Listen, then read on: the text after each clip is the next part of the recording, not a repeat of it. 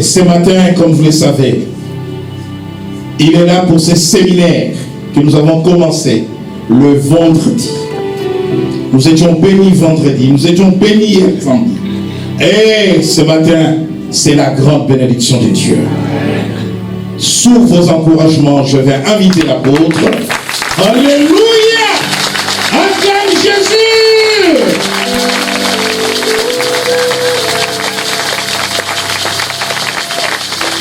Oui, tu as raison de l'acclamer.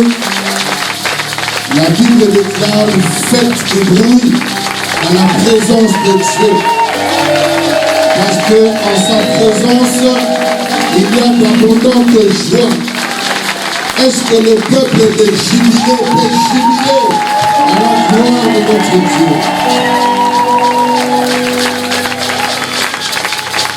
Est-ce que quelqu'un peut crier Jésus, Jésus, Jésus, Jésus, Jésus, Jésus, Jésus, le roi des rois, le roi des rois, le roi des rois, le roi des rois, le roi des rois, le roi des rois, le roi des rois, le roi des rois, le roi des rois, le roi des rois, le roi des rois.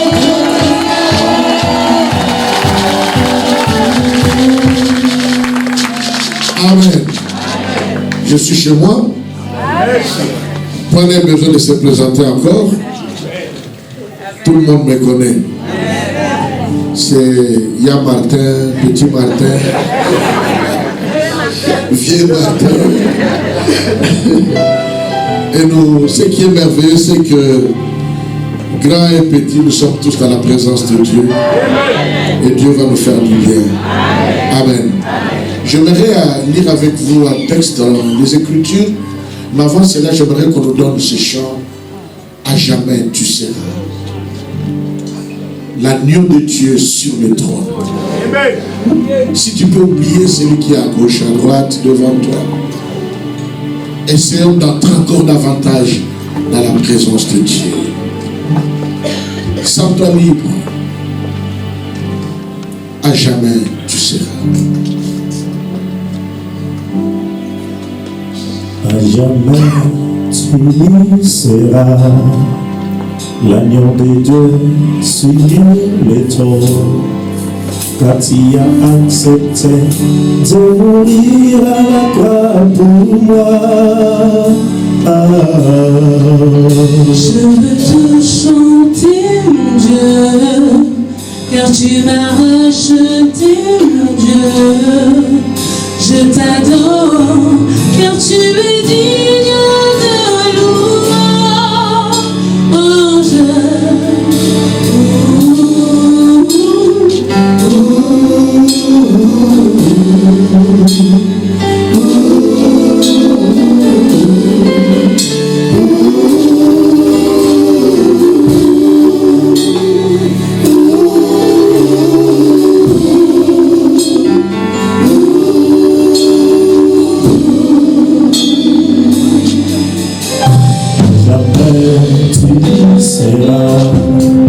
L'agneau de Dieu sur le trône, le grand vainqueur qui est assis à droite de Dieu.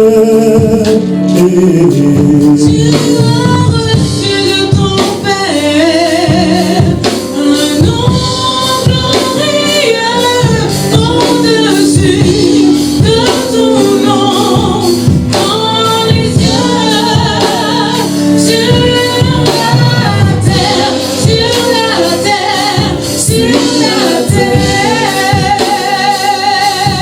dans les cieux, sur la terre.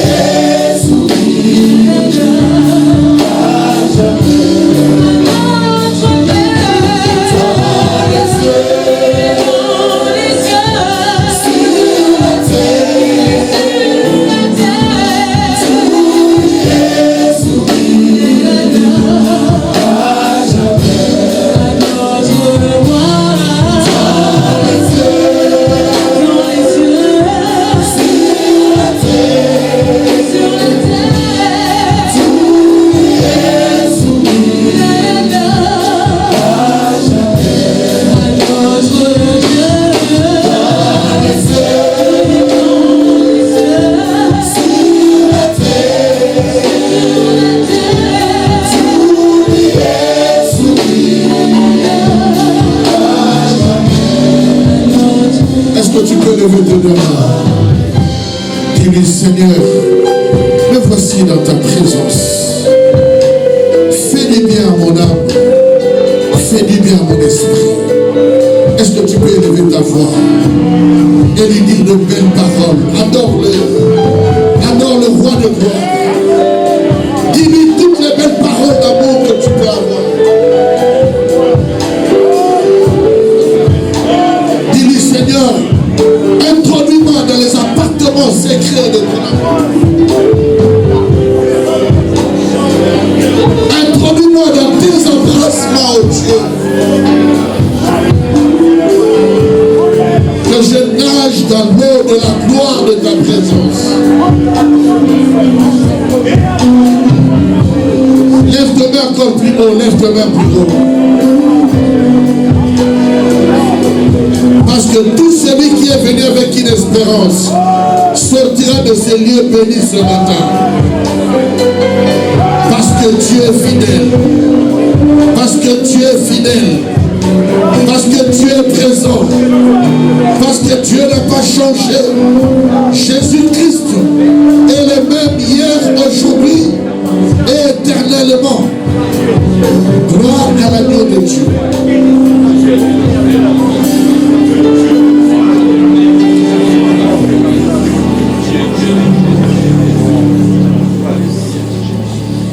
Si tu peux encore lever ta main.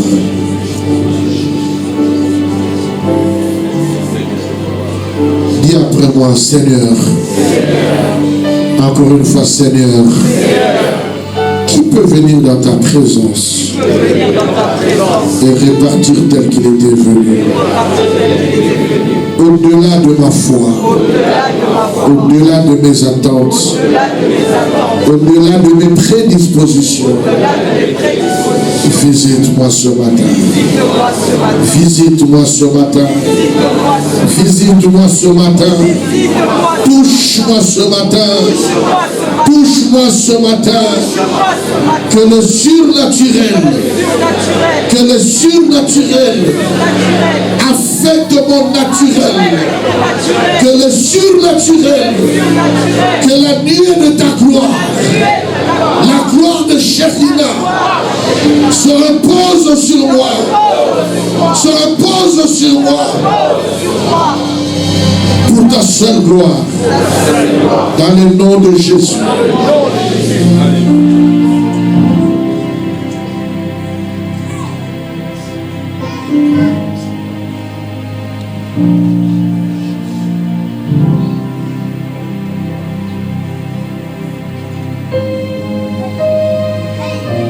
Avant même la prédication, je vois le Seigneur opérer de miracles.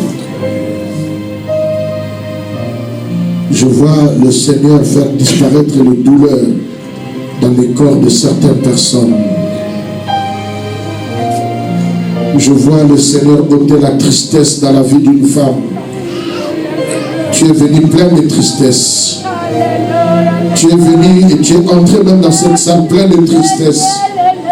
Même au moment de l'adoration, la tristesse était encore là. Même quand je suis venu devant, la tristesse était encore là. Mais voici, il te fait du bien. La tristesse disparaît de ton cœur maintenant. La tristesse disparaît de ton cœur maintenant. Et Dieu te baptise d'une huile de joie. Là où tu es maintenant, ton cœur va être rempli de joie. Et tu vas exploser de joie et de rire parce que le Seigneur t'a visité.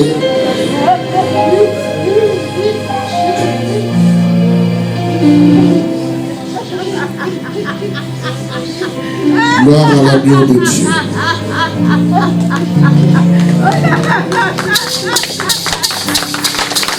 Gloire à l'agneau de Dieu. Reste concentré, reste concentré.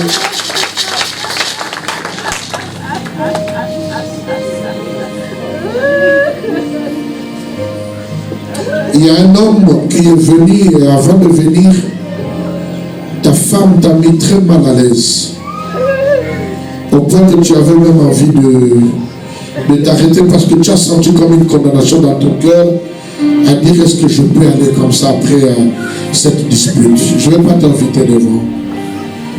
Mais je vais te dire ceci. Cette semaine ne prendra pas fin. Dieu va visiter ta femme et ta femme va se repentir de beaucoup de choses que tu viendras dire au bishop.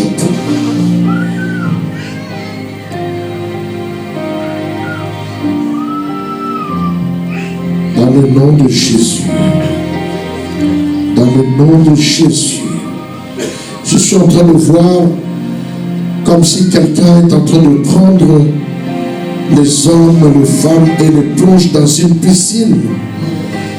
Une piscine très propre, plein d'eau. Dans le nom de Jésus. Dans le nom de Jésus. Dans le nom de Jésus. Alléluia. Alléluia. On chante encore une fois, à jamais.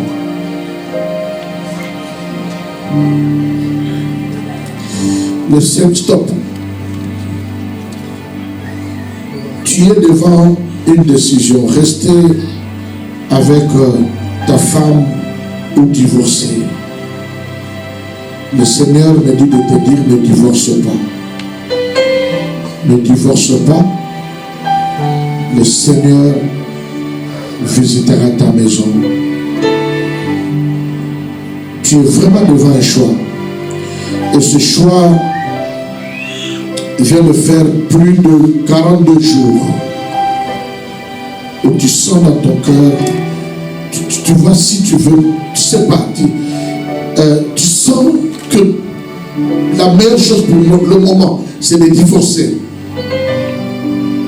Parce que tu es fatigué. Mais l'Esprit de l'Éternel me dit de te dire, ne prends pas cette décision de divorcer. Dieu touchera et changera ta femme.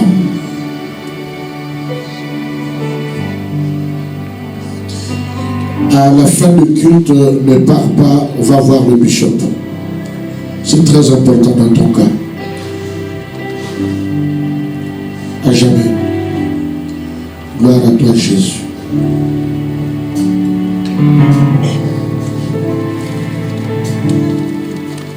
À jamais tu seras l'agneau de Dieu sur le trône, car tu as accepté de mourir à la croix pour moi. Je veux te chanter, mon Dieu, car tu m'as racheté, mon Dieu. Je t'adore, car tu es digne de louange.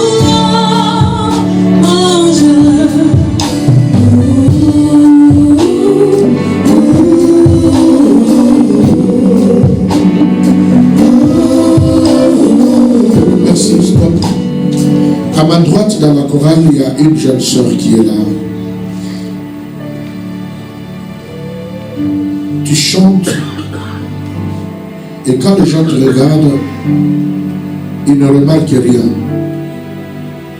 Mais au fond de ton cœur, tu as été déçu, tu as reçu des blessures qui ont laissé des traces dans ton cœur, au point que tu te sens très mal. Tu te sens très mal. Même quand tu viens et tu chantes, c'est parce que tu aimes beaucoup le Seigneur. Et quand tu rentres dans ton point personnel, il y a beaucoup de chagrin dans ton cœur pour beaucoup de choses qu'on t'a fait dans ta vie. Le Seigneur me dit de te dire, il te guérit. Il passe sa main sur toi. Et il va te toucher particulièrement. Particulièrement. Particulièrement. Dans le nom de Jésus. Reçois la guérison de ton cœur. Reçois la guérison dans ton cœur. Dans le nom de Jésus. Il passe sa main dans ton cœur pour te libérer de toute amertume, de toute douleur. Ne te pose plus de questions sur l'avenir de ta vie. Parce que le Seigneur te porte dans sa main. Dans sa main. Et ce que tu n'as jamais compris, c'est que le Seigneur t'aime beaucoup. Et le Seigneur se servira de toi pour toucher beaucoup de gens dans ta famille et dans ton milieu. La puissance de Dieu s'abat sur toi.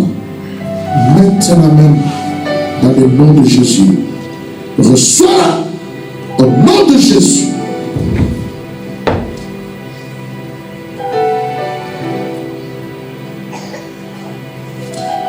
Est-ce que tu peux lever ta main, s'il te plaît?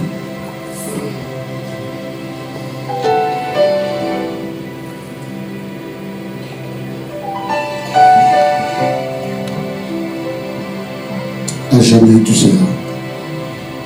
Gloire à Dieu. À jamais tu seras l'agneau de Dieu sur le trône, le grand vainqueur qui est assis à la droite de Dieu.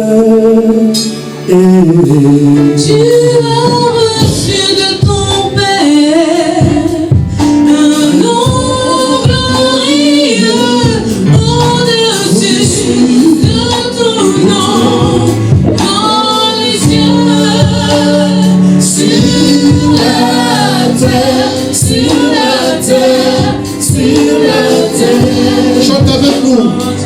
Come on. Dans les cieux, dans les cieux, sur la terre,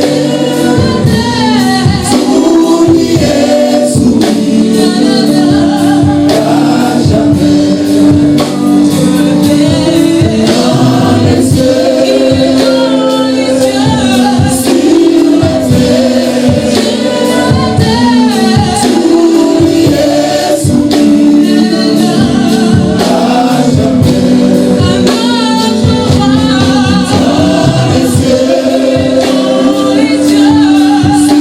à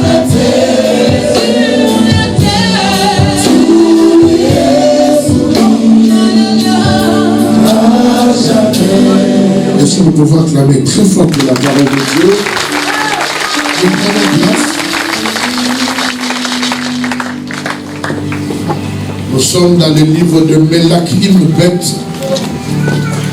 C'est le livre de 2 Rois, chapitre 4. 2 Rois, chapitre 4. Nous allons lire quelques versets. Le texte est très long. Je vais juste prendre quelques versets. 2 Rois, chapitre 4. À partir du verset 8.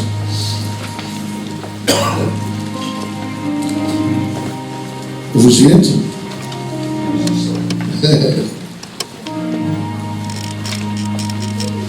Trouvez et puis on va se lever pour la lecture. Et après vous allez vous asseoir. Pendant toute ma prédication, moi je resterai debout pendant toute ma prédication. 2 Rois chapitre 4, à partir du verset 8. Ok, si nous pouvons nous lever pour la lecture. Un jour, Elisha séjourna à Shunem, et une femme riche qui y demeurait insista pour qu'il reste manger un repas. Après cela, chaque fois qu'il passait, il s'arrêtait là pour un repas.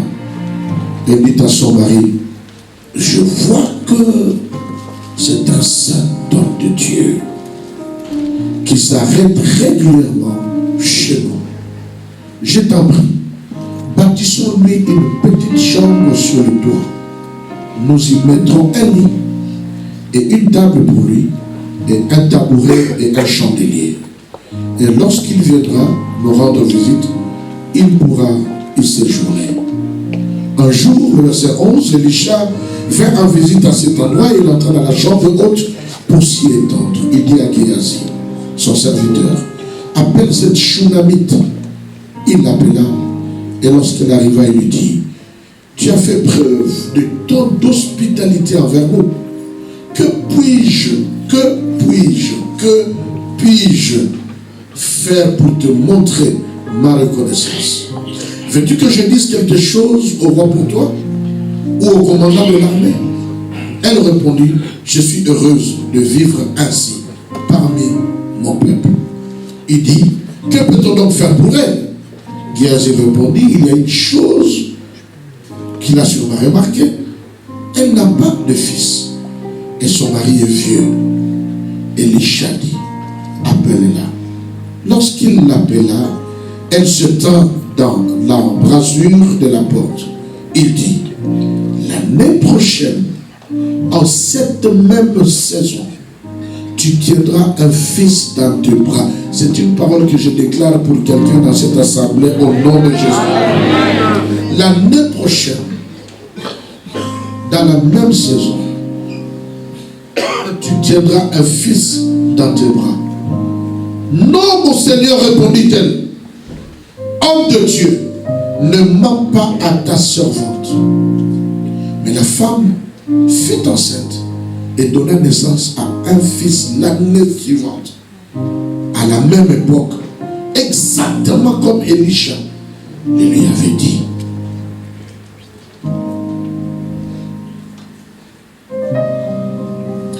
Verset 27, vous connaissez l'histoire.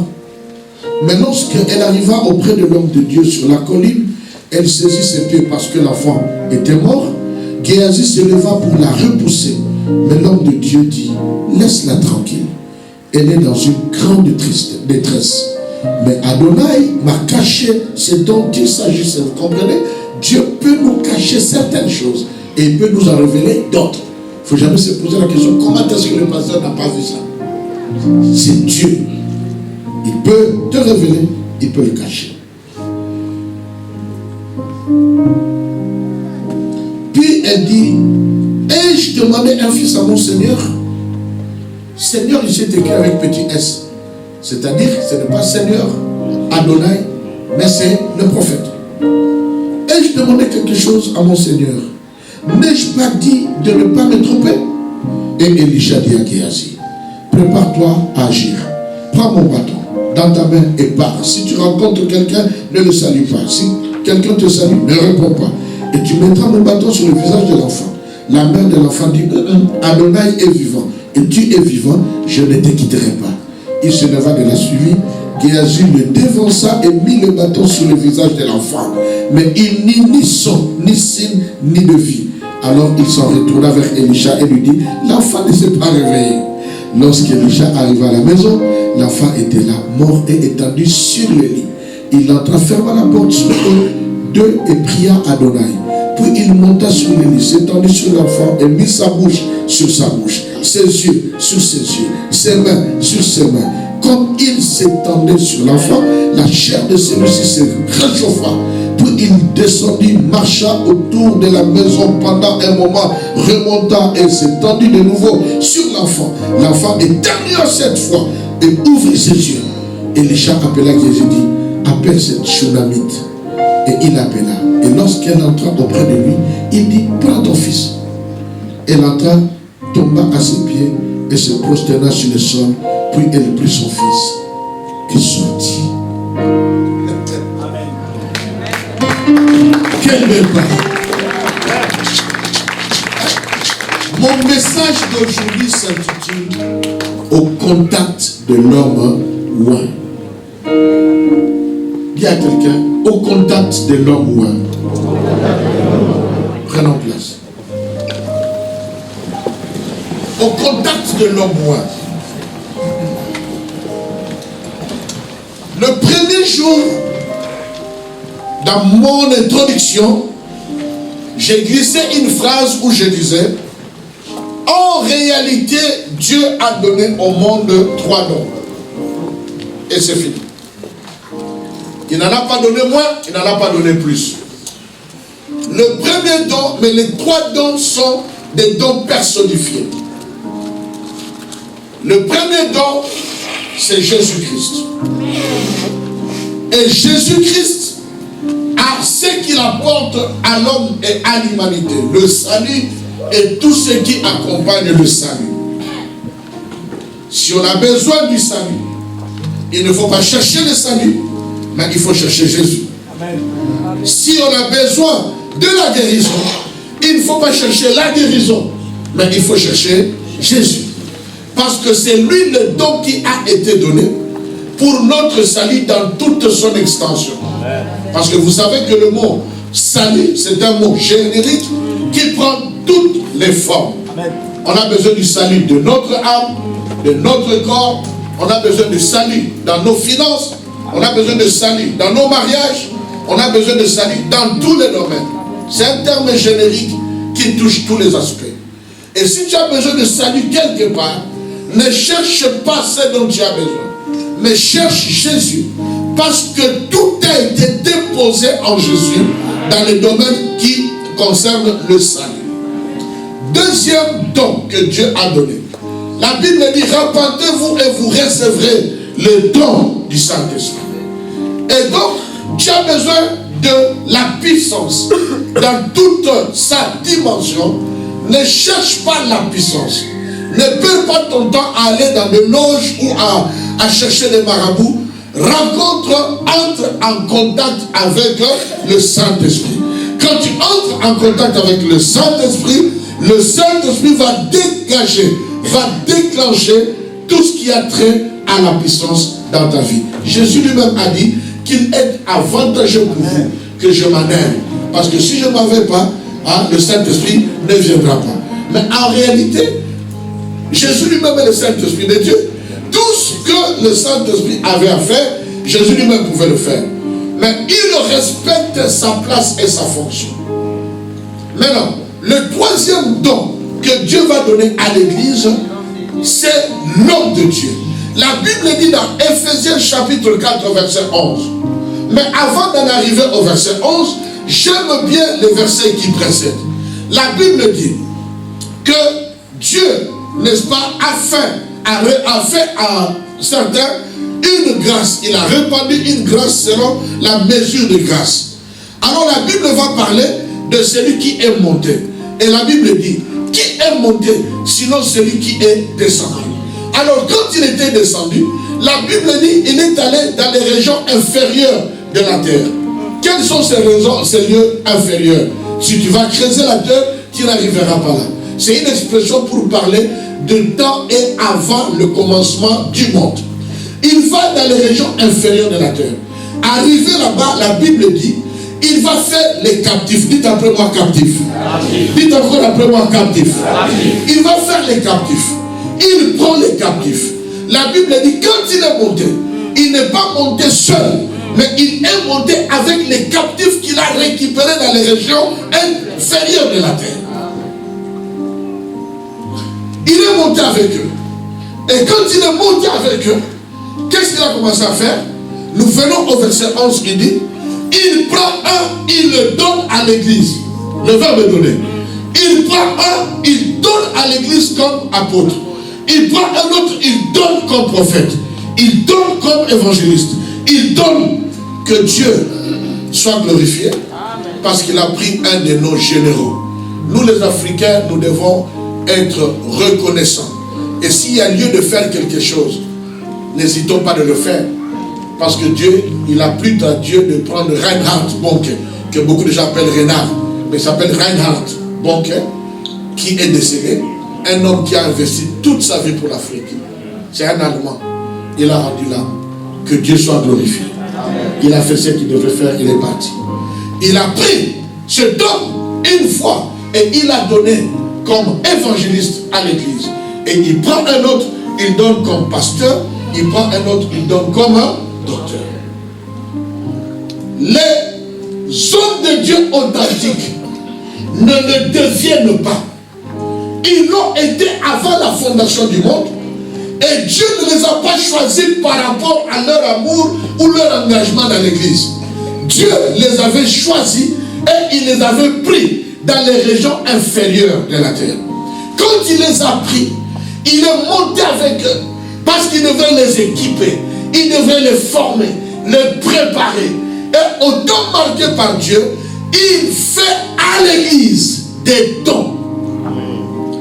C'est-à-dire un apôtre, un prophète, un évangéliste, un pasteur et un docteur authentique, c'est un don que Dieu a pris et il a donné à l'église. Quelqu'un peut dire amen. Souvenez-vous de Jacob. Fatigué sur sa marche, il va se reposer. Il prend une pierre et il en fait son chevet et il pose sa tête pour dormir. Et pendant qu'il dormait, il va faire un songe. Quel est le songe qu'il a fait? Il a fait un songe où il a vu les anges faisant quoi? Encore une fois? Encore une troisième fois? Une dernière fois? Est-ce que c'est logique? Est-ce que c'est logique? Normalement, les anges devraient descendre et monter. Mais nous sommes en face ici des anges qui montent avant de descendre. Et après le songe, écoutez ce que Jacob a dit. Il a dit, certainement ce lieu, c'est Beth-El, qui signifie la maison de Dieu. Pour qu'il y ait la maison de Dieu, il faut qu'il y ait un ange qui était monté et qui est descendu. Et l'ange qui est monté et qui est descendu, automatiquement devient l'expression visible de Jésus qui est invisible. Il joue le rôle de Dieu. C'est pourquoi on l'appelle homme de Dieu. Moi, je suis très sensible à cela. Dans la Bible, ce ne sont pas tous les serviteurs qu'on appelait hommes de Dieu. C'est homme de Dieu. Il y avait des exigences pour ces gens. Je ne veux pas entrer dans ce domaine-là. Pourquoi? Parce que la Bible dit, tu le regarderas, dans Lévitique chapitre 21, tu le regarderas comme le chef de la famille. Tu le regarderas comme un saint homme de Dieu. Même si tu connais ses faiblesses. Mais quand tu le regardes, tu dois le considérer comme un saint homme de Dieu. Pourquoi? Parce qu'il est transporteur d'autres grâces et miracles que tu as besoin. Je m'en vais à dire ceci. Il y a des choses que tu obtiendras par Jésus. Il y a des choses que tu obtiendras par le Saint-Esprit. Et il y a des choses qui se déclencheront dans ta vie, rien qu'au contact avec l'homme humain. Quelqu'un peut dire Amen. Amen. Quelqu'un peut dire Amen. Amen. Je vous révèle le secret. La première fois que Dieu envoie quelqu'un pour faire une assemblée, écoutez ce que Dieu dit. Exode chapitre 3, à partir du verset 7, le verset 8, le verset 9 et le verset 10. La Bible dit, j'ai vu la souffrance de mon peuple. J'ai entendu les cris que lui font pousser ses oppresseurs.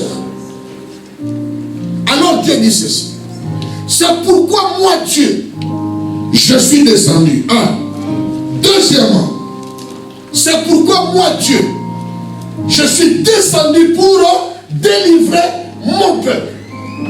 3. Le faire sortir. 4. L'amener dans un pays où coule le lait et le miel. Je ne vais pas créer polémique, mais avec toute la connaissance que Dieu nous donne, je doute que ces lieux soient là où on va en Israël. Ça peut probablement être une grande partie de l'Afrique. Amen. Je ferme les parents des terrasses. Ne t'embrouille pas avec ça. Quelqu'un peut dire Amen. Amen. Dis à ton voisin, il nous amène quelque part.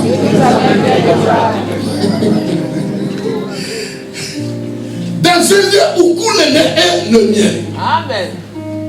À la fin, au lieu qu'il parte, il vient, il dit, Bruno, va.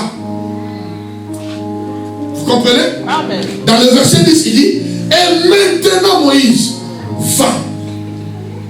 Celui qui est descendu, c'est qui? Dieu. Qui a vu la souffrance? Dieu.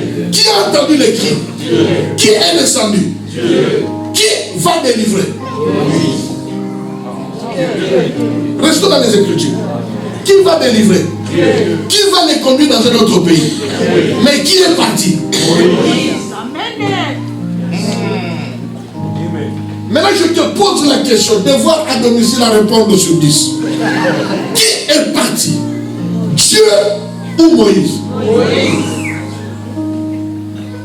Est-ce que Dieu a menti quand il a dit que je suis descendu pour délivrer mon peuple et je vais l'amener dans un autre pays où coule le lait et le miel? Il n'a pas menti. Je vais te donner la réponse. C'est Dieu qui est parti, mais en utilisant le corps. À partir de ce moment-là, Moïse n'est plus le mari de Séphora. À partir de ce moment-là, Moïse n'est plus le père de Gershom et d'Éléazar. À partir de ce moment-là, Moïse n'est plus le frère de Myriam et d'Aaron. Il devient l'expression de la réponse de Dieu au cri des hommes. Est-ce que tu es avec moi? Pourquoi? Pour produire dans le service ce que l'homme en tant qu'humain ne peut pas produire. C'est pourquoi à certains endroits, quand Moïse crie à Dieu, qu'est-ce que Dieu lui dit? Pourquoi tu cries vers moi? Pourquoi? Pourquoi cries-tu vers moi? Le peuple criait vers Moïse. Et Moïse criait à l'Éternel. Et l'Éternel répond à Moïse, pourquoi tu cries vers moi? Parce que Moïse ne semblait pas comprendre qu'il n'était plus un homme, mais qu'il était homme et Dieu. Alléluia. Que la paix de Dieu se repose sur toi. Dans le nom de Jésus. Que tu retrouves tes facultés dans ta santé. Dans le nom de Jésus. Bishop, tu peux venir. S'il te plaît. Lève ta main droite. Lève ta main droite. Je ne connais pas seulement, nous allons tous prier. Prions pour notre bien-aimé. Prions. Prions dans le nom de Jésus.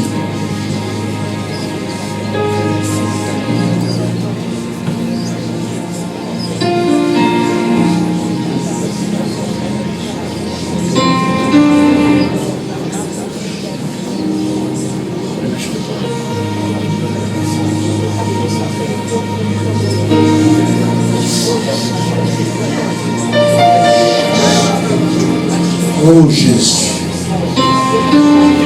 tu es digne d'être servi.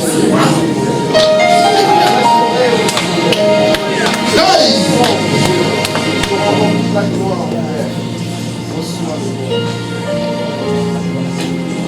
Est-ce qu'on peut acclamer le Seigneur?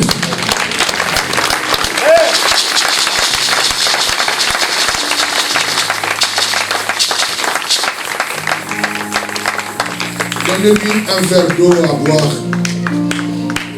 C'est très important. Est-ce qu'on peut acclamer le Seigneur?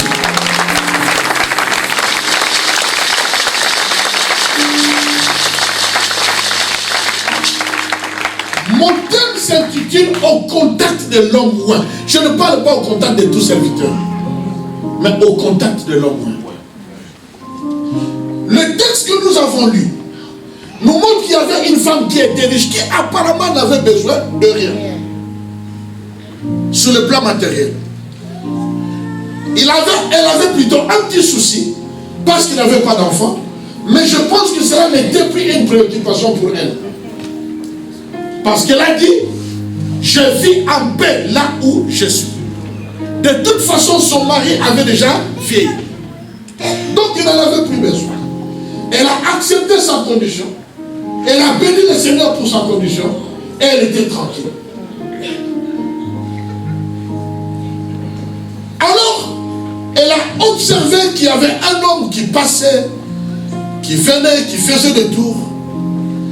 Alors cette femme dit non. Cet homme qui fait des tours, là,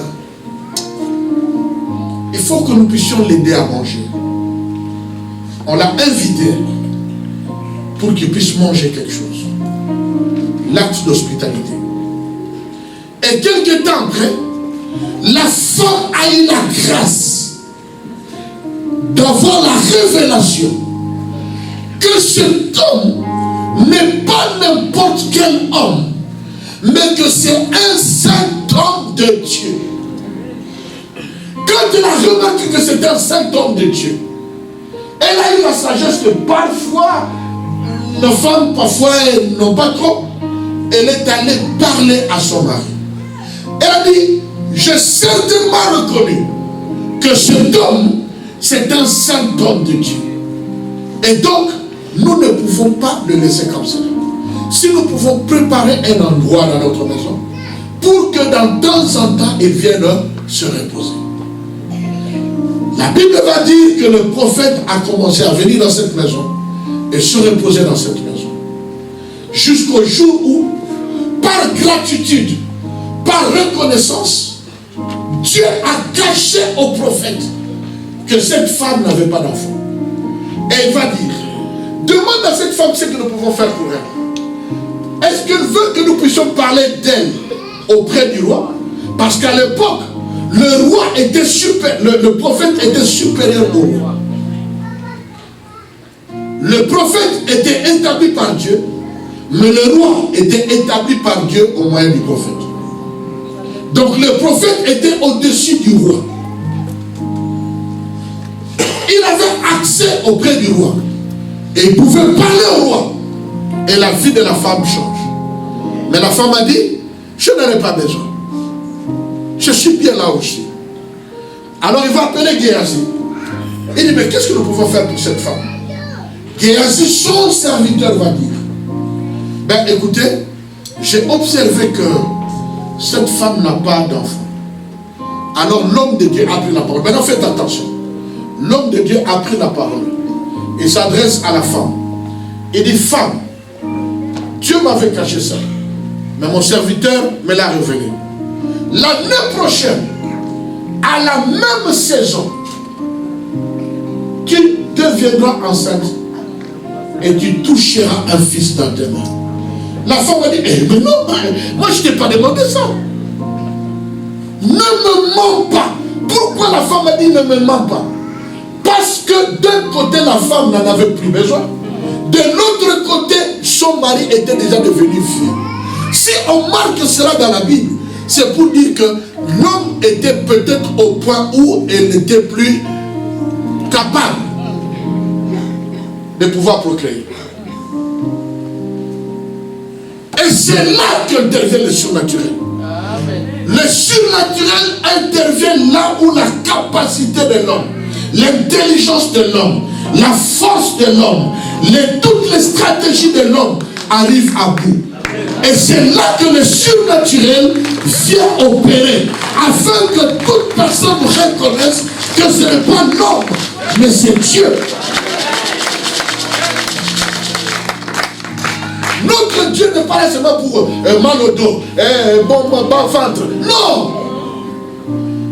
Il est là pour les choses, les cas les plus compliqués, pour lesquels les scientifiques, les médecins n'ont pas encore trouvé des solutions. Quelqu'un peut dire amen. Pour des problèmes que les psychiatres et les psychologues ne peuvent pas résoudre. C'est pour ces choses-là que Dieu est venu. Mais qu'est-ce qui m'intéresse dans ce texte? C'est que quand vous lisez le texte du début à la fin, l'homme de Dieu ne prie pas à Dieu. Tu m'as entendu? Amen. Du début à la fin, l'homme de Dieu parle en son nom. Il ne dit pas l'année prochaine, Dieu viendra te visiter. Il ne dit pas ça. Il dit l'année prochaine, tu auras un enfant. À la même époque. Tu embrasseras un fils. Tu porteras un fils. Il n'implique pas le nom de l'Éternel à l'intérieur. La Bible dit l'année prochaine, à la même saison, la femme a eu un enfant. L'enfant meurt. La femme ne cherche pas Dieu, mais elle va chercher l'homme de Dieu. Arrivé auprès de l'homme de Dieu, Il y a le serviteur qui voulait l'empêcher et la femme dit non, non, non, elle a une douleur dans son cœur. Laisse-la parler. Il dit, je t'avais dit, ne me mens pas. L'enfant que tu m'as donné, l'enfant que tu m'as donné est mort. Le prophète dit, Géasi, prends mon bâton. Et Géasi, c'est... Dis à ton voisin, ne sois jamais Géasi. Ne sois jamais Géasi. Dis encore à ton voisin, ne sois jamais Géasi. On peut inventer, si c'est une fille, ne sois jamais Géasi. Est-ce qu'on peut acclamer ça?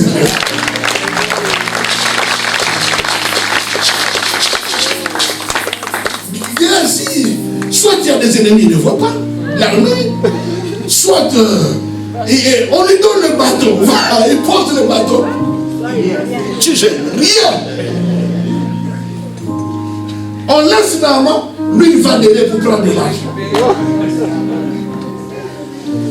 Sois Élisée. Auprès d'Élie. Mais pas Géasi, auprès d'Élisée. Il dit, prends mon bâton, va poser. Il prend le bâton, il fait ce que l'homme de Dieu avait dit. Rien ne s'est produit. Absolument rien. Il est revenu pour dire, il ne sait rien pour. Le problème, ce n'était pas le bâton. Le problème, ce n'était pas la gravité de la situation. Le problème, c'était l'homme. C'était Géasi. Son cœur n'était pas ce qu'il fallait. Et après, l'homme de Dieu est venu. Quand l'homme de Dieu est venu, il pose la femme. La femme avait fait un acte. Quand la femme est tombée malade, qu'est-ce que la femme a fait? Il a pris l'enfant. Il est allé poser là où l'homme de Dieu dormait. C'est pourquoi j'ai dit au contact de l'homme. Ouais.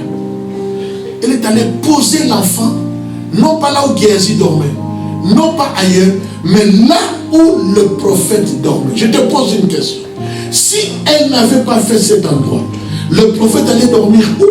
Et elle allait poser l'enfant où? Elle a cherché un point de contact avec l'homme de Dieu. Parce qu'il y a sûrement des choses qu'elle a comprises que la Bible ne nous dit pas, que je vais vous dire. Par la grâce de Dieu, qu'elle a pris son enfant, elle est allée poser là. Quand le prophète est venu, le prophète arrive, la Bible nous dit, il s'est couché sur l'enfant, bouche à bouche, les yeux, les mains.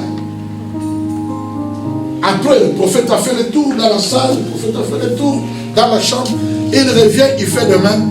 La Bible dit l'enfant a éternué 7 fois. Et l'enfant est revenu à vie. Il a pris l'enfant, il a donné l'enfant. Mais qu'est-ce que je suis venu te dire? Qu'est-ce qui a opéré ce miracle surnaturel? Comment est-ce que le surnaturel est entré dans la maison de cette femme? Je venais de te dire ici, du début à la fin, la femme ne s'adresse pas à Dieu, l'homme de Dieu ne s'adresse pas à Dieu, mais l'homme de Dieu parle à la femme et la femme parle à l'homme de Dieu. Pourquoi? Parce que la femme a reconnu que cet homme, c'est un saint homme de Dieu. Bien qu'il venait manger chez elle, c'est elle qui le nourrissait. Mais elle a regardé cet homme, non pas comme tout homme qui était à Shunem, mais comme un saint homme de Dieu. L'élément déclencheur d'un miracle, du surnaturel, dans le service à l'église, premièrement, c'est l'homme de Dieu. Amen. Pourquoi? Parce que Dieu fait toujours une alliance particulière avec son roi qui ne fait pas avec les autres. Est-ce que je peux choquer quelqu'un? Les jubilés, c'est une alliance que Dieu a faite avec le bishop Bruno. vous pouvez tous partir. Le jubilé vivra. Pourquoi? Parce que le jubilé est une alliance que Dieu a faite avec un homme. Pas un couple, pas une famille, pas un comité, pas un groupe de gens. Mais c'est une alliance que Dieu a fait avec une personne. Et chaque personne avec qui Dieu fait l'alliance, il lui donne une chose. Cette chose-là, c'est la clé. Dites après moi la clé. Les apôtres étaient là. Les disciples étaient là. Et la Bible dit, je vais bâtir mon église. Mais pour bâtir mon église, il faut que je donne la révélation à quelqu'un. Il va dire à Pierre, tu es heureux Simon, fils de Jonas. Alors qu'il appelait déjà Pierre. Mais là, il va revenir sur ce nom-là. En disant, tu es heureux Simon, fils de Jonas. Il a dit, tu es heureux. Toi qui as... Simon signifie celui qui écoute. Jonas signifie la colonne. Le symbole du Saint-Esprit. Tu es heureux. Toi qui as la capacité d'écouter ce que l'Esprit dit. Parce que ce que tu as entendu, ce n'est pas la chair ni le sang qui t'ont révélé. Je vais informer quelqu'un. La chair donne la révélation. Le sang donne la révélation. Mais quand Dieu veut bâtir son œuvre, la révélation ne vient ni de la chair, ni du sang, mais la révélation vient du Père. Je crois que le jubilé est une révélation que Dieu avait déposée en son roi. Je pensais que tu allais dire Amen. Parce que c'est à toi que j'ai révélé les choses. Tu ne peux pas aller comme ça. Je te donne alors la clé. Écoutez ce que Dieu dit. Dieu dit maintenant ceci.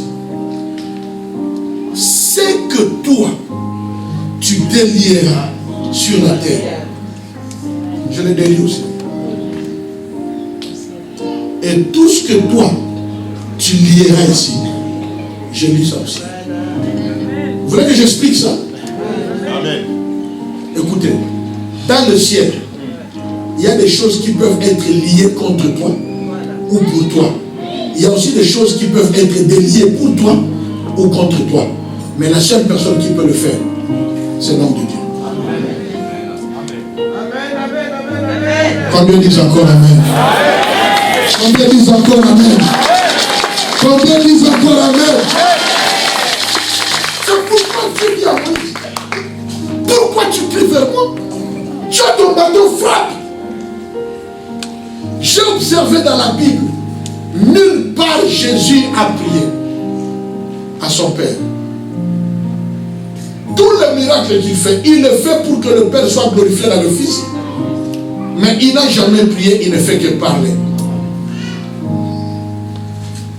Il ne fait que parler. Il dit, qu'est-ce que tu veux? Je vais te guérir. Que ta foi que cela te soit fait selon ta foi. Quoi? Ouvrez les yeux. Allez, reçois. D'autres même l'ont juste touché. Et c'était fini.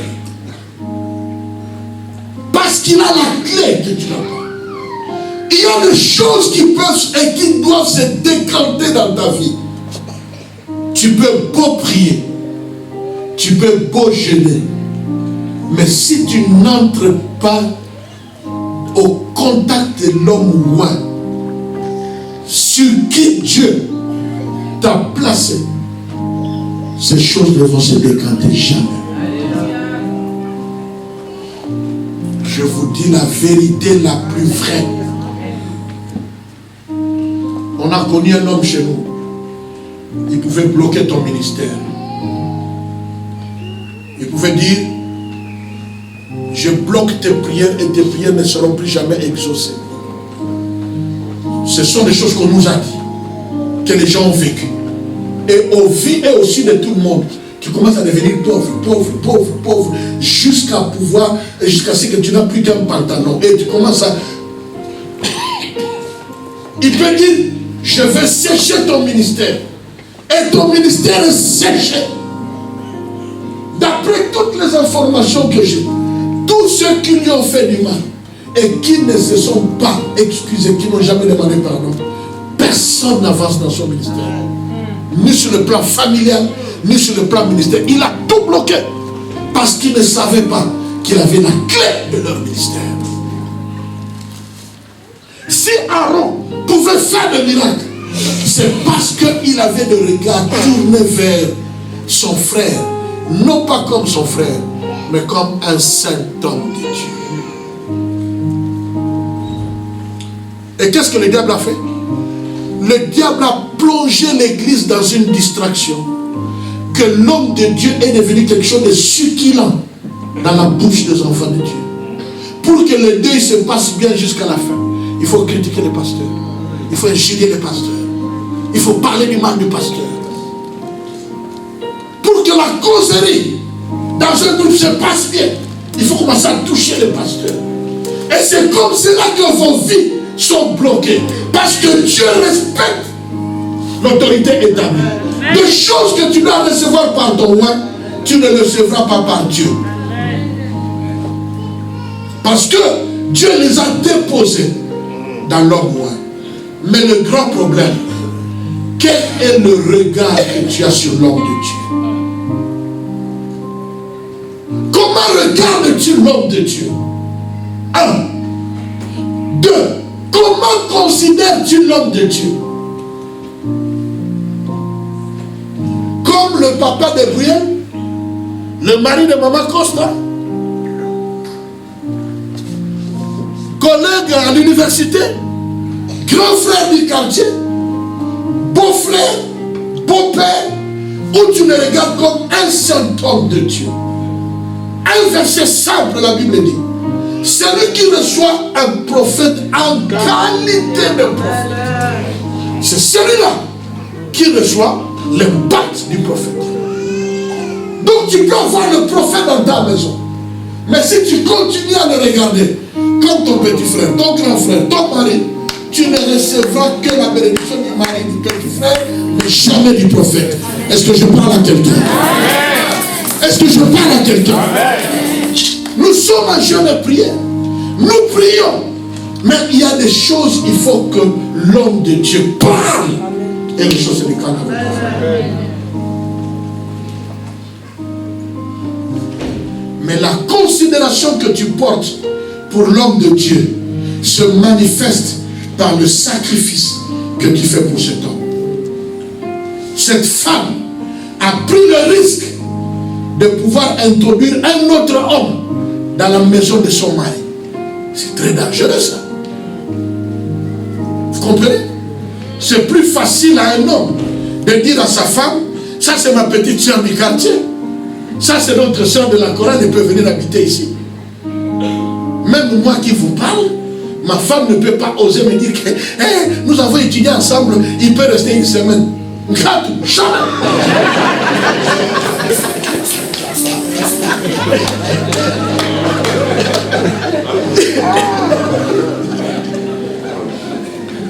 Est-ce que je parle à quelqu'un?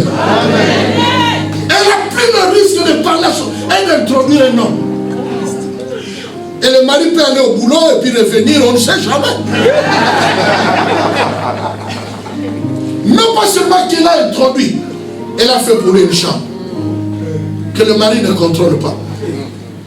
Deuxièmement, pour faire une chambre, mettre toutes ces choses-là, la Bible ne nous donne pas la valeur, mais ce n'était pas des choses de moindre, parce que la Bible dit que cette femme était une femme riche.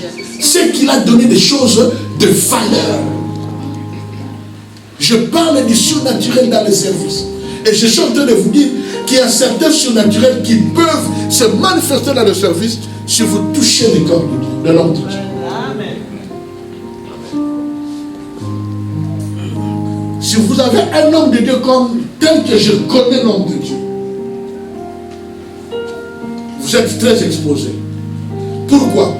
C'est un type d'homme de Dieu qui donne, qui court à gauche à droite pour aider les gens, qui peut venir en prison de secourir, dans un bureau de secourir.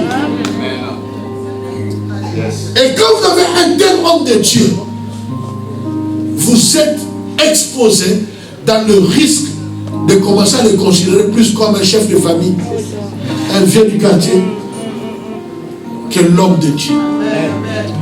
Vous allez avoir tous les services, mais l'onction et la grâce du surnaturel qui est en lui ne va pas impacter ta vie. C'est pourquoi je dis toujours aux gens, laisse l'homme de Dieu être ton ami, toi ne deviens jamais son ami. Amen. Amen. Parce qu'il a le pouvoir de bloquer ta vie. Je ne peux pas vous donner beaucoup certains exemples. Il a le pouvoir de bloquer la vie. Il a le pouvoir. Bien aimé, moi j'étais encore choriste. Choriste. Je n'avais même pas ressenti l'appel de Dieu. C'était un peu flou dans ma vie.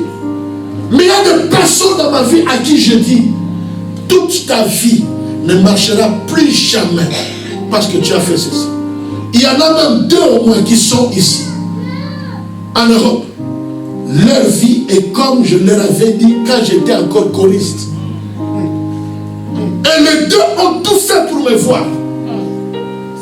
Et quand elles m'ont vu, ils ont dit, nous ne savions pas que tu étais un homme de Dieu. On te regardait seulement comme Martin, dirigeant de chorale. Mais on ne savait pas ce qui était en toi. Voilà ma vie. Tout ce que tu m'avais dit, alors que nous avions moins de 20 ans, est attaché à moi jusqu'à aujourd'hui. Prie ton Dieu pour moi. Et j'ai prié pour l'une comme pour l'autre.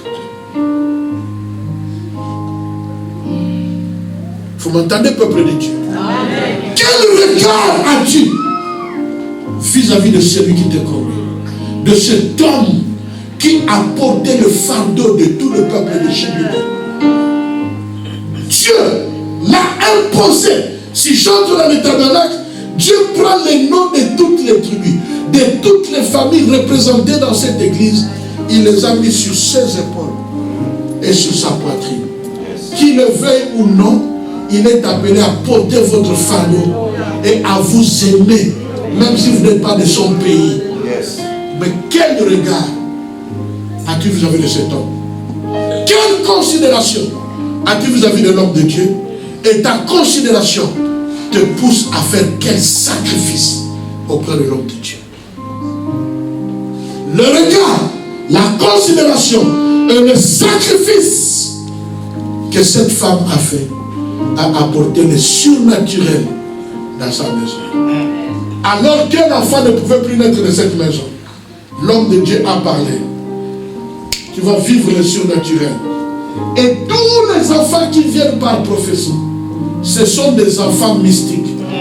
Parce qu'en réalité, ce sont les enfants qui ne sont pas entrés dans le sein de la femme par le rapport avec l'homme, mais qui sont entrés, c'est la parole qui a affecté la femme, et l'homme fait seulement comme ça. Mais c'est une parole qui prend vie. Et ces enfants sont des enfants particuliers. Même si dans leur croissance, ils font n'importe quelle bêtise, un jour viendra, on reconnaîtra que cet enfant était différent de tous les autres. Pourquoi? Parce que c'est un produit, non pas d'un rapport humain, mais c'est un produit de la parole qui a affecté la sémence de la femme. L'enfant meurt, ne va pas ailleurs. La femme est revenue chez l'homme de Dieu. Il a dit, je t'avais dit, ne me mens pas. Ne me mens pas. Et quand il s'approche, il dit, mon Seigneur. Je t'avais dit, il n'a pas dit, c'est Bruno. Non, il a dit, mon Seigneur. Je t'avais dit de ne pas me mentir. L'enfant est mort. Maintenant, il faut qu'il prouve son ministère. C'est une occasion de prouver son ministère qu'il est appelé par Dieu. Et quand il entre, comme ce n'est pas Géasi qui avait donné, et avec son cœur là, ça ne pouvait pas marcher. Il fallait que ce soit l'homme de Dieu. La Bible ne nous dit pas que Dieu l'a inspiré, pris comme ça, pris comme ça. Il n'est pas venu dire au nom de l'Éternel des amis, Dieu d'Abraham, d'Isaac, non. Il a eu une inspiration. Je t'annonce encore quelque chose. Il y a des actes et des paroles qui peuvent paraître pas correct par rapport à ton éthique. Mais quand ça vient d'un homme de Dieu, prends des réserves. Parce que ce sont des actes d'un homme de Dieu. Je vous donne des exemples. Il y avait un prophète, parce que je vais bientôt terminer. Il y avait un homme de Dieu, dont j'ai dit le nom. Aux États-Unis, il était en train de faire une grande réunion. Je vais vous donner cet exemple pour vous montrer l'importance, l'impact de l'homme de Dieu. Alors, c'est un homme de Dieu que Dieu utilisait beaucoup dans les dons spirituels. Prophétie, parole de connaissance, miracles, guérison. Très connu dans le monde. Alors, ce jour-là, le Seigneur a commencé à l'utiliser par des paroles de connaissance. Il donnait des paroles de connaissance, il pouvait te dire ton nom, la ville d'où tu es venu, même la couleur de la chaussette que tu as portée, et ainsi de suite. La plaque de ta voiture. Il était très puissant. Et après, il va demander à un frère, lève-toi, Christophe, fils, lève-toi. Il dit, tu t'appelles Christian, tu as une femme, elle s'appelle telle, vous avez tel nombre d'enfants, tu es de tel pays, tu es de tel, dans ce pays, tu es de telle partie de ce pays, tu parles telle langue, ta femme est... Il a tout détaillé. Et à la fin, il a dit, tu habites où? D'accord. Il a dit, tu habites Choisy-le-Roi. C'est quelle avenue? Luc, quel numéro? Au lieu de dire 18, le prophète a dit 16. Vous comprenez? Le prophète a dit 16. Est-ce que vous me suivez? Faites un peu ça, vous me suivez? Il a tout détaillé, était correct. Et à la fin, arrivé au numéro de la maison. Au lieu de dire 18, le prophète a dit 16. Il est rentré. Tous ceux qui connaissaient Christian et qui connaissaient sa maison, ils ont ignoré que tout ce qui a été dit était correct. Juste le numéro 16, qu'apparemment le prophète a oublié, ou qu'il l'aurait mal capté, les gens commencent à douter. Mais c'est pas le numéro 16.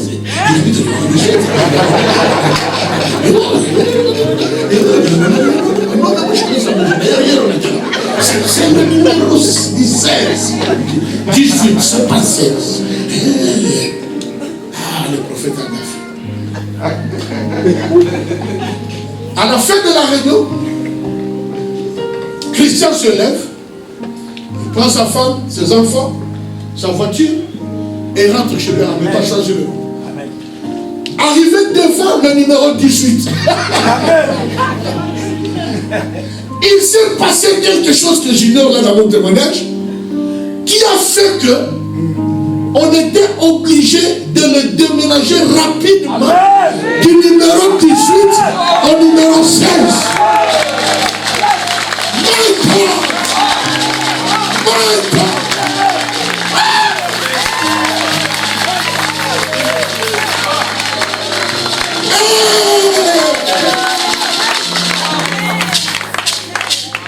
Christian était sûr que le prophète a fait.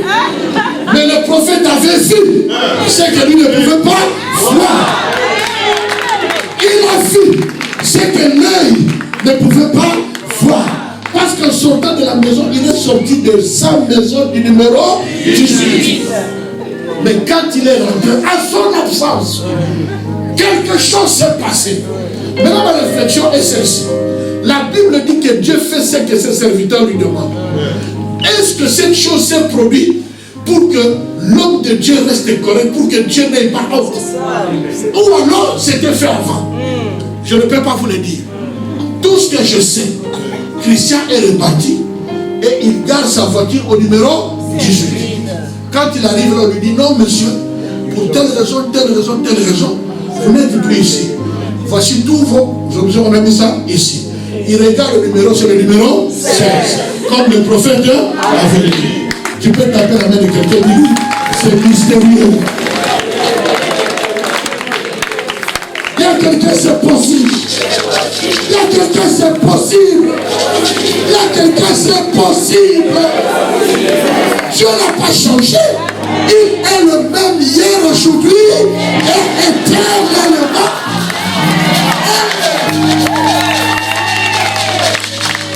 Le surnaturel dans le service du Dieu. Amen. Comment Christian va-t-il encore abandonner le Seigneur? Même si tout va mal dans sa vie, il se souviendra qu'un jour, le Seigneur l'avait visité d'une manière surnaturelle. Vous abandonnez facilement, vous lâchez facilement, vous découragez facilement. Tout simplement parce que vous n'avez pas encore le témoignage du surnaturel.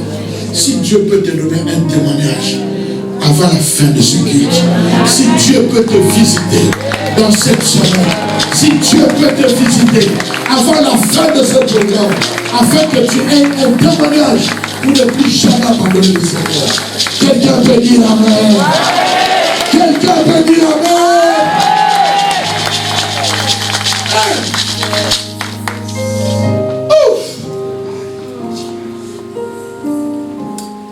Une jeune fille de 24 ans, à l'époque, dans notre église, il y a plein de Camerounais. Donc j'ai connu le Cameroun avant d'aller au Cameroun. Mon directeur de cabinet est camerounais. C'est un Babiléké. Tellement que les Babilékés sont bons dans les affaires, maintenant moi aussi je commence à voir l'ouche sur les affaires. Ma secrétaire est Eolo. Vous comprenez? C'est fort. On a 11 nationalités différentes. Mais si tu viens chez nous, tu peux dire ça, c'est l'église des Camerounais. Une jeune fille de 23 ans à l'époque, 24. Elle a grandi vite dans sa foi. Nous l'avons formée, elle est devenue professeure. J'ai parlé d'elle hier ou avant-hier. Elle avait un don de parole, de connaissance et de prophétie tellement fort. Exact. Et je suis allé lui dire, je t'interdis d'avoir des amis. Pourquoi je l'ai interdit? Parce que je voulais que son don et sa grâce soient authentiques. Est-ce que vous me permettez de pouvoir lever ma main? Oui, merci. Merci beaucoup.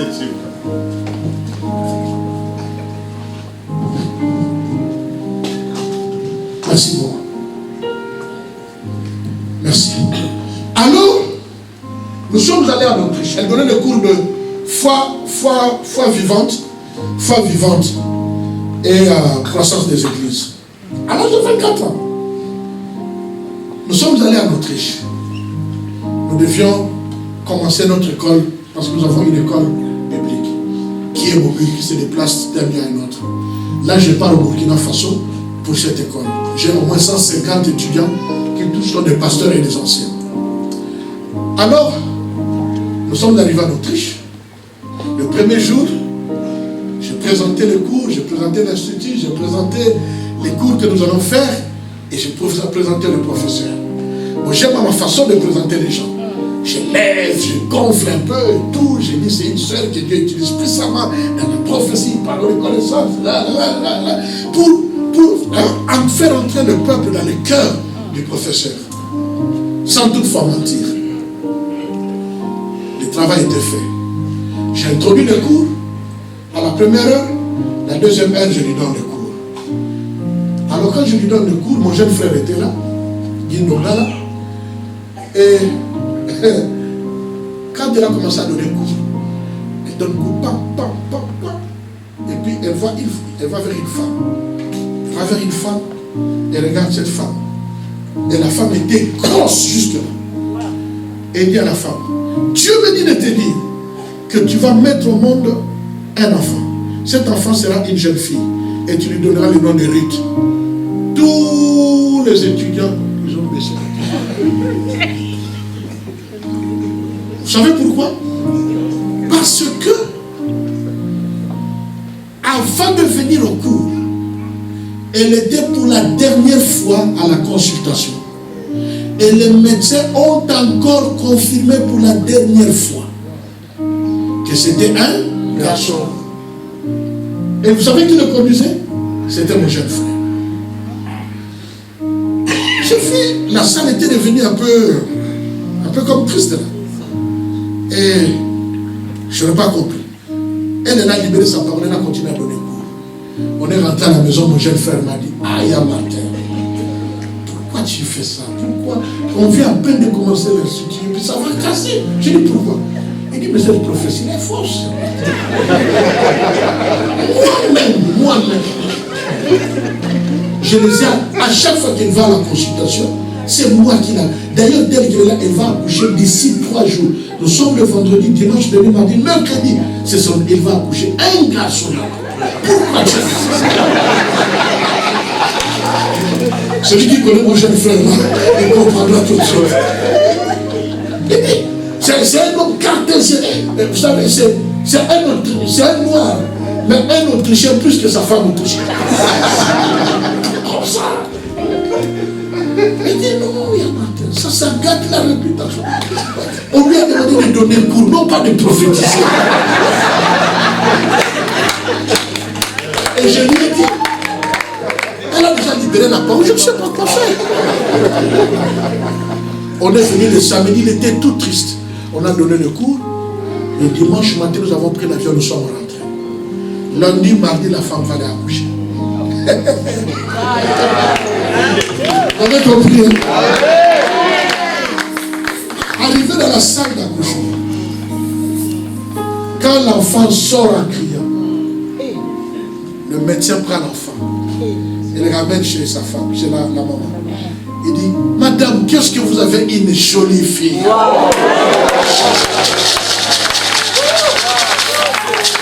Quelqu'un peut dire alléluia! Alléluia!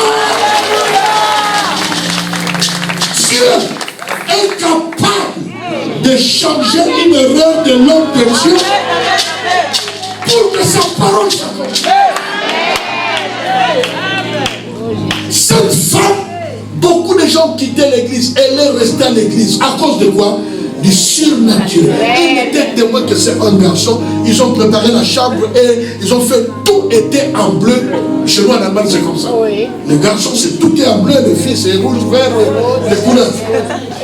Elle était obligée d'aller refaire tous les achats. Pourquoi? Parce que la sœur Eudoxie a provoqué un incident biologique par la prophétie. Quelqu'un peut dire amen. Quelqu'un peut dire amen. Ça ne fait pas longtemps. Une femme est venue vers moi. Elle dit, papa, moi je ne peux plus mettre au monde. Pourquoi? Elle m'a raconté que la matrice était gâtée. Il parlait de... Je ne sais pas moi, je ne connais pas les termes. Donc c'est fait, on a dû faire ouais, que ça ne marche plus, elle ne peut pas porter l'enfant, tout c'est impossible. J'ai dit ok. Un jour je la vois. J'ai dit mais moi, le Seigneur m'a dit que si tu fais une chose, une seule chose, tu vas avoir l'enfant. Il dit mais c'est quoi papa? J'ai dit non, non. Je sais ce que tu dois faire, mais je ne suis pas prêt de te le dire. Mais je prie le Seigneur que quand tu vas aller dormir, que le Seigneur te révèle ce qu'il a mis dans mon cœur. Comme ça, je saurai que ça vient de l'Éternel. Elle est allée dormir. Le matin, vers 6h, 7h, elle m'appelle pour me dire, papa, quelqu'un est venu me dire de jeter les médicaments. J'ai dit, c'est ce que je voulais dire. Elle a jeté ses médicaments. Une semaine, c'était trop. Elle est tombée grosse dans les conditions les plus impossibles. Pour écouter l'histoire, elle a mis au monde un premier garçon. Le jour où elle est venue présenter l'enfant, je l'ai regardé. Tu es béni, Dieu est béni. J'ai présenté l'enfant, c'était fini. Quand il repartait, j'ai dit, stop, landing, stop. Maintenant, moi, je te donne encore une fille. Comme ça, j'ai dit, moi, je te donne une fille. Ça peut scandaliser tous les hommes charnels. Il va lui donner une fille comme elle. Il n'est pas son mari. C'est qu'il connaît quelque chose. C'est que je te donne encore une fille. Il dit papa, elle est allée pas passer une fille. Elle est revenue. Nous avons présenté. Et à la fin, Quand on a fini de présenter, maintenant elle est rentrée à me regarder. Je dis, pourquoi tu me regardes comme ça? Il dit, non, papa, non, il n'y a rien. Tu as peur dans ton cœur que je rajoute encore un enfant. Alors je te rajoute encore un enfant. C'est dans notre église. Elle est partie. Elle a eu un autre enfant. Venez. Au jour de l'accouchement, quand l'enfant est sorti, l'enfant n'a pas pleuré. C'est-à-dire, l'enfant est sorti, mort. Elle m'a appelé, papa, voilà, papa. J'ai dit, c'est quoi? Non, le médecin dit, c'est un enfant. J'ai dit, qui ont dit? Ce sont les médecins. Ça, ce sont les médecins. Avant la fin de la journée, l'enfant va pleurer, l'enfant va crier, et l'enfant aura soif. Tu vas lui donner à manger, à boire. Avant 18h. C'est que le pauvre serviteur de Dieu Martha avait déclaré, c'est accompli. Et les 3 enfants sont enfants. Il y a quelqu'un de surnaturel est possible. Et le surnaturel est réel. Une campagne d'évangélisation ici. Je dis merci Seigneur qu'on n'a pas fait de photos. Parce que si j'avais toutes ces photos et que je les plaçais dans mon bureau, les gens vont m'adorer. En pleine campagne d'évangélisation. Groupe d'adore avec le pasteur Matsima, le feu apôtre Willy Mwanda. Et 4 églises étaient réunies à Obavili. Je prêchais. Et puis on a commencé à adorer le Seigneur. On a commencé à prier. Là, c'était les serviteurs de Dieu. De l'autre côté, les 3 églises avaient réuni la chorale dirigée par la sœur Blanche Mobilo. Si elle était là, elle pouvait témoigner. J'ai commencé à prier pour les gens. Prier. Dieu faisait des miracles. Et quand je me suis retourné, je regardais un pasteur qui me regardait comme ça. Il s'appelle évangéliste de Banzou. Je ne sais plus là où c'est trouvé le Banzou. S'il est encore en vie et qu'il écoute cette bande, il va témoigner. J'ai entendu comme une fois qu'il disait, quelqu'un qui dit, je me retourne, mais je regarde cet homme. Je me suis permis de faire ce que je n'aime pas faire depuis que j'ai compris la doctrine de l'onction. Je ne prie plus pour les pasteurs et les serviteurs de Dieu en présence de tout le monde. Mais quand l'esprit me saisit, je le fais. Je me suis retourné vers lui. Je suis allé, je marchais droit vers lui. Dès que je me suis approché de lui, il s'est agenouillé. Il pleurait. Je n'ai pas compris. Je pensais qu'il était touché par le message. Je lui ai posé les mains. Dieu a fait ce qu'il a fait. Et quand il s'est levé, il a dit, quand tu t'es retourné vers moi, j'étais en train de dire, Dieu, est-ce que tu ne peux pas me faire la grâce que tu as faite à cet homme? On a dit, je dis, c'était quoi? Il a dit, j'ai vu une main comme une nuée. Quand tu priais pour les gens, je l'ai vu sur ta tête. Quand j'ai vu, j'ai dit, Seigneur, est-ce que tu ne peux pas me faire cette grâce? Quand je finissais de parler, c'est alors que tu t'es retourné directement vers moi. Donc le Seigneur m'a permis d'entendre les paroles qui étaient dans le cœur d'une autre personne. Vous comprenez bien, aimé? C'est possible. Les hommes de Dieu, nous n'avons pas de problème. Je vais te choquer. Je n'ai pas besoin de prier et de jeûner pour faire le miracle. Parce que c'est une question d'alliance. Est-ce que je dis ici que l'homme de Dieu ne doit pas jeûner, ne doit pas prier? Hein? Je n'ai pas dit ça. Mais j'ai dit, je n'ai pas besoin de ça pour que Dieu opère. Parce que Dieu opère dans le cadre de ses alliances. Le vieux Nzao est là. Il a vu quelqu'un, un papa de 60 ans, sur l'avenue Landi, alors que je n'avais que 32 ans. Cet homme passait, il est allé acheter les journaux et il passait. Et moi j'étais assis sur une pierre. Et quand cet homme passait, il a vu que je n'étais pas seul. J'étais avec notre pasteur qu'on appelait le pasteur Denis, autrefois Katcher. Apparemment, je crois qu'il n'est plus en vie. On était assis. Et devant moi, cet homme, papa guadeloupéen de plus de 60 ans à l'époque, il va voir un homme grand revêtu de blanc qui était devant moi et qui avait tendu ses mains sur moi. Il a dit, qu'est-ce que je vois? Cet homme a fait le tour. Quand il s'approchait, c'est comme ces nuages se dissipaient. Et il a dit, je dois savoir qui qui est cet homme? Pourquoi ce grand homme derrière lui? Quand il s'est approché de moi, c'était comme une nuée qui s'est dissipée et il a vu un doigt qui lui monte dans le mur. C'était écrit, je suis la lumière du monde. Le surnaturel est possible. Le surnaturel est possible. Toujours à Paris, j'étais en train de prêcher quelque part. Les gens, moi je prêchais normalement. Mais les gens ont vu que quand je prêchais, mes pieds étaient au-dessus du pavé. C'est-à-dire, pour moi, j'étais la normale. Mais ceux qui me regardaient voyaient que j'étais élevé à un niveau et je marchais dans le vide.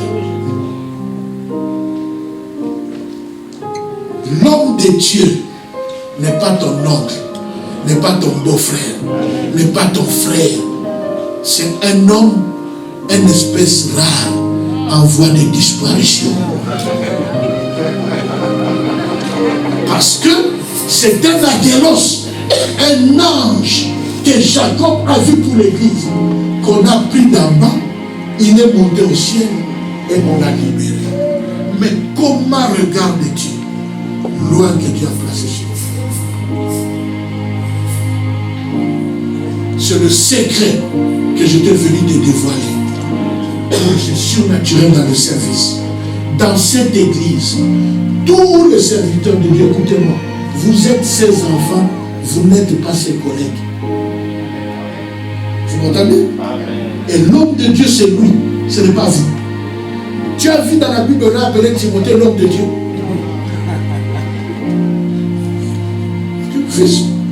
C'est tout. Fais bien ton œuvre d'évangéliste.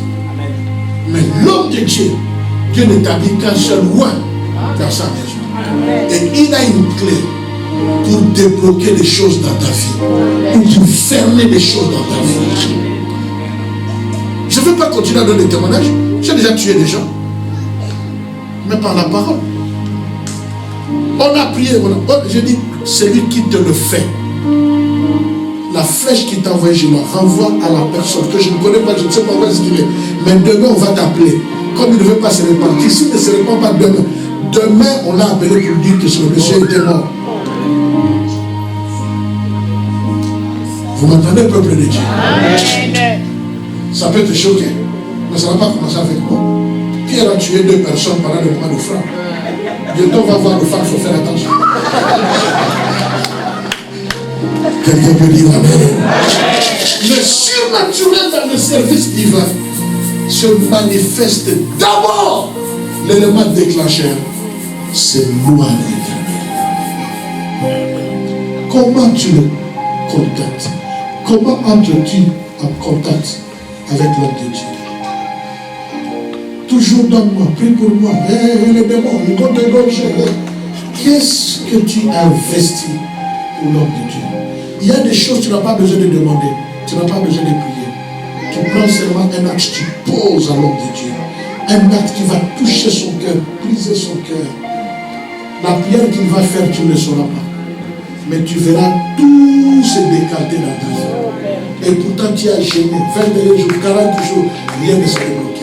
Mais le jour où tu as fait une offrande, un sacrifice, il y a une différence entre une offrande et un sacrifice. Une offrande, on donne ce qu'on veut. Un sacrifice, ça fait souffrir le cœur. Quand tu dors, imaginez que tu trouves ton premier travail et tu prends le premier salaire, 2500, 3000, tout ce premier, alors que tu dois payer le loyer, tu viens lui donner. Dieu n'est pas un homme pour mentir.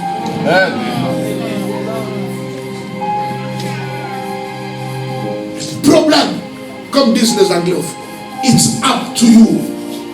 You are the problem of your problems. Tu es le problème de tes problèmes. Parce que les 3 noms sont avec toi. Christ est là, le Saint-Esprit est là, l'homme de Dieu est là. Ta vie ne peut plus rester la même. Quelqu'un peut dire Amen. Amen. Quelqu'un peut dire Amen. Amen. Quelqu'un peut dire Amen.